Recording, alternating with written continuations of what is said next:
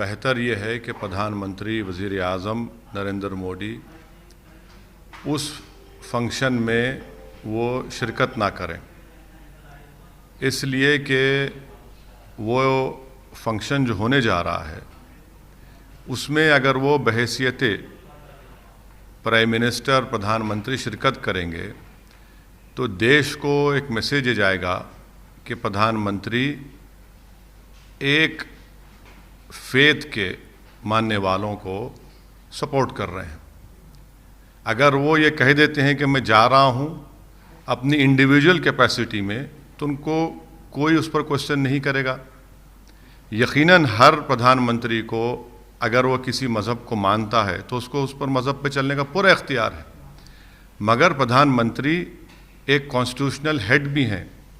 प्रधानमंत्री एक संविधान से जुड़े हुए हैं और वो संविधान का सेकुलरिज्म से, बेसिक स्ट्रक्चर से उसका ताल्लुक़ है। और अगर प्रधानमंत्री वहाँ पर जाएंगे बहैसियत प्रधानमंत्री, तो यकीनन ये एक मैसेज जाएगा कि प्रधानमंत्री एक बिलीफ को और एक फेथ को प्रमोट कर रहे हैं।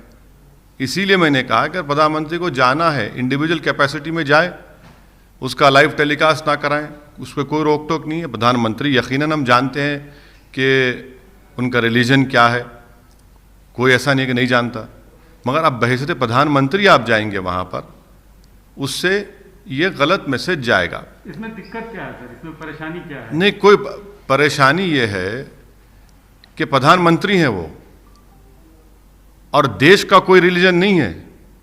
क्या भारत का कोई रिलीजन है? क्या गवर्नमेंट ऑफ इंडिया का कोई रिलीजन है? कोई रिलीजन नहीं है।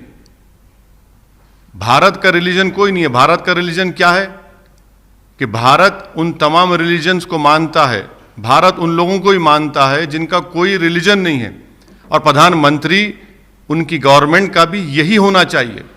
यकीनन वो अपने मज़हब पर रहें, कोई रोक नहीं सकता, मगर क्या गवर्नमेंट ऑफ इंडिया कोई मज़हब है? बता दीजिए हमको, क्या गवर्नमेंट ऑफ इंडिया का कोई मज़हब है? बता दीजिए। गवर्नमेंट ऑफ इंडिया आपकी परेशानी, आपकी तकलीफ से प्रधानमंत्री के जाने से है? प्रधानमंत्री इस देश के मुसलमानों के प्रधानमंत्री हैं, हिंदुओं के भी हैं, दलितों के भी हैं, बैकवर्ड क्लास के भी हैं, सिखों के भी हैं, ईसाइयों के भी हैं, आदिवासियों के भी हैं, और उनके भी प्रधानमंत्री हैं जो किसी खुदा को नहीं मानते।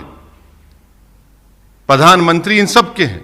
सर, सबसे बड़ी चीज़ है, ऐसे मौके पे आप इस सवाल को उठा रहे हैं, लेकिन सभी लोग जानते हैं कि राम मंदिर को लेके आपका जो मूवमेंट रहा है, जो पास रहा है, ये बिल्कुल वो छुपी हुई बात नहीं है। आपका सवाल क्या है? तो सवाल यही है कि दिक्कत आपको प्रधानमंत्री के जाने से है या मंदिर की शुरुआत होने से?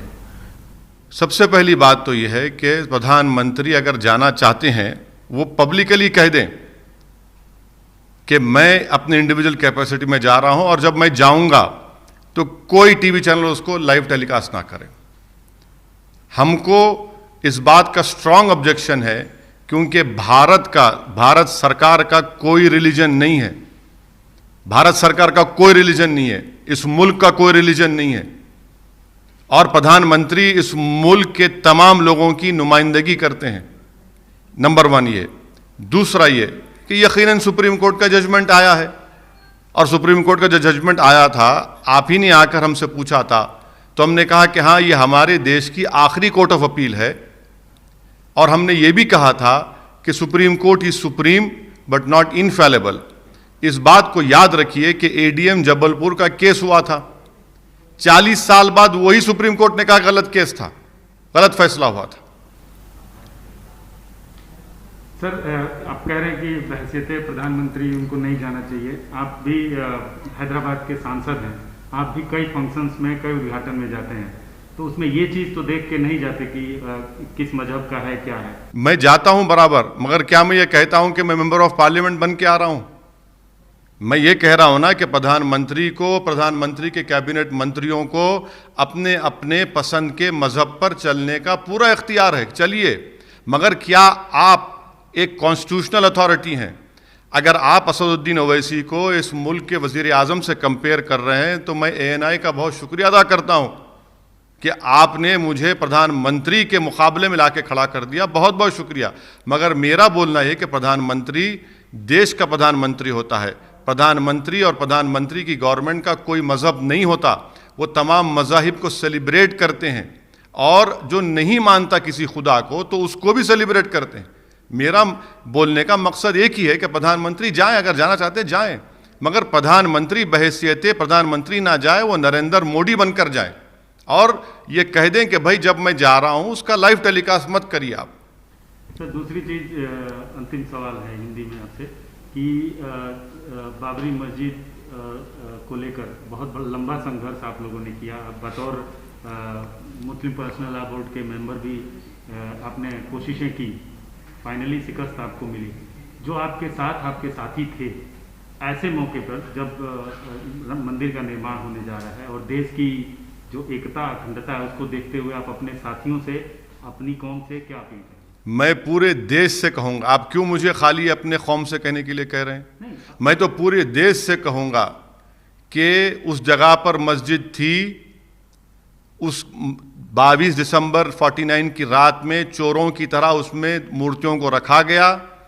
उसको उस वक्त के कलेक्टर डीएम ने गलती की, पूजा की शुरुआत कर दी लॉक डालकर, ताले खोले गए बगैर मुसलमानों को नोटिस दिए और सुप्रीम कोर्ट को वादा करने के बावजूद भी सुप्रीम कोर्ट की इजाज़त पर शिलान्यास हुआ और 6 दिसंबर को बाबरी मस्जिद को शहीद कर दिया गया। हम यही कहेंगे कि वहाँ पर हमारी मस्जिद थी, वहाँ पर हमारी मस्जिद रहेगी। आज आप जो उस जगह पर काम करने जा रहे हैं, वहाँ पर 500 साल तक मस्जिद थी, वहाँ पर हमने हय्या अलस सलाह और हय्या अलल फलाह की सदाएं दी। ये हम बोलते रहेंगे।